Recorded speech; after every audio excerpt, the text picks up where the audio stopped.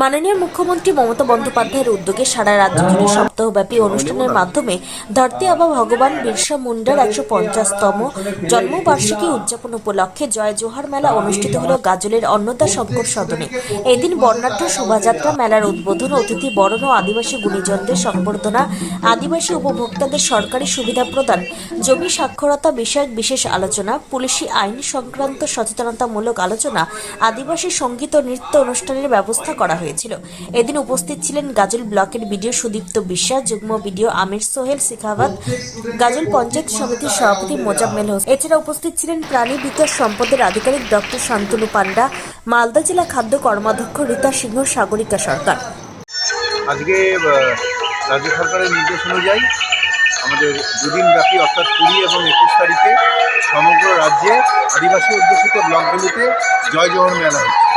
মমতা ব্যানার্জির উদ্যোগে এবং আদিবাসী উন্নয়ন যে পরিষদ বা আদিবাসী উন্নয়ন দপ্তর তাদের আদিবাসী ভাই বোনদের যে বা আদিবাসী সমাজকে তুলে ধরার জন্য, তাদেরকে নতুন এক জায়গায় নিয়ে যাওয়ার জন্য, তাদের কৃষ্টি কালচার, তাদের নিজস্বতা, তাদের নাচ, তাদের গান